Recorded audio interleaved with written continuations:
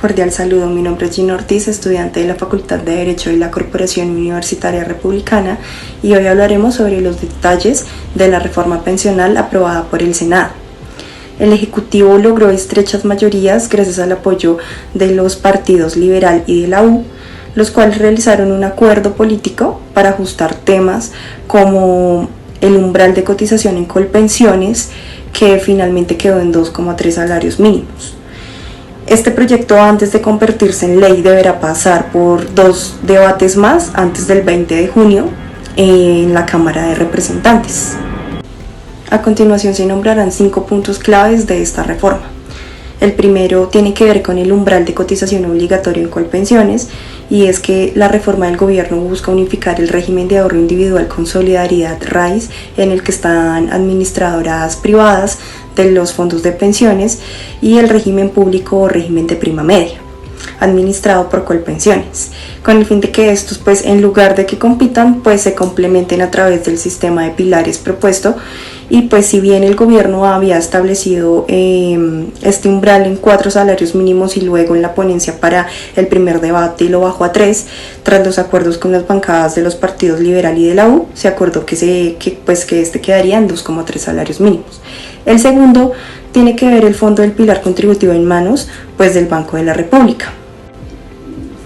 En la plenaria del Senado se aprobó que expertos del Banco de la República sean quienes administren el fondo de ahorro del pilar contributivo. Adicionalmente, el texto establece que los dineros del fondo se usarán solamente para pagar las pensiones de los cotizantes, y afirma que estos no pertenecen a la nación ni a las entidades que los administran y no se podrán destinar ni utilizar para fines distintos a los del sistema pensional. En lo aprobado por el Senado, además, se resalta que las inversiones deben ser diversificadas y que deberán buscar únicamente generar la mejor mesada pensional que sea estable y razonable para cada persona. El tercer ámbito es el régimen de transición, que determina a quienes aplica la nueva reforma. Según lo aprobado en el Senado, la reforma regirá para las mujeres que tengan menos de 750 semanas cotizadas y a los hombres que tengan menos de 900 semanas. Adicionalmente, quienes cotizaron en Colpensiones por encima del umbral y les aplica el nuevo régimen podrán recibir un bono pensional. Este nuevo sistema entraría en vigor el 1 de julio del 2025, es decir, si se aprueba antes del 20 de junio, en poco más de un año, Colpensiones pasaría a tener casi 4 veces más de afiliados a los que atiende hoy. El cuarto aspecto importante de esta reforma es que en el sistema de subsidios para los que no lograron pensionarse, la reforma establece un ingreso estable por el resto de su vida, basado en las contribuciones que cada persona hizo. Esto aplicará para aquellos que cotizaron entre 300 y 1000 semanas y para quienes están en condición de pobreza.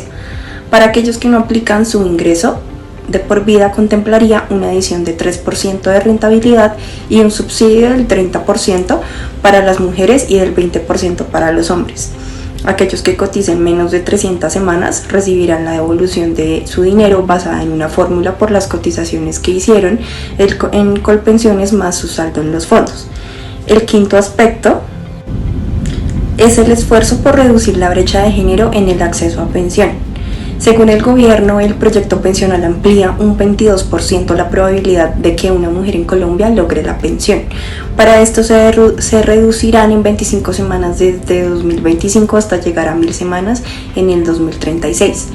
En este pilar solidario, las mujeres podrán recibir subsidios si tienen 60 años, mientras que los hombres será a los 65 años. Además, la reforma plantea que las mujeres que no alcancen a completar las semanas requeridas para pensionarse, podrán descontar 50 semanas por cada hijo que tengan, hasta llegar a un mínimo de 1150 semanas por un máximo de 3 hijos.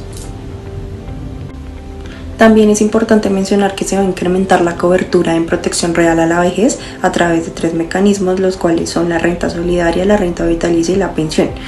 Principalmente el mecanismo de la prestación anticipada optimiza la cobertura pensional. En el primer año de la reforma se pasa de una cobertura del 24% al 53,73%. A partir de 4.662.000 personas aproximadamente, y al 2052 una cobertura del 87%, y serían más de 13.700.000 personas mayores las beneficiadas.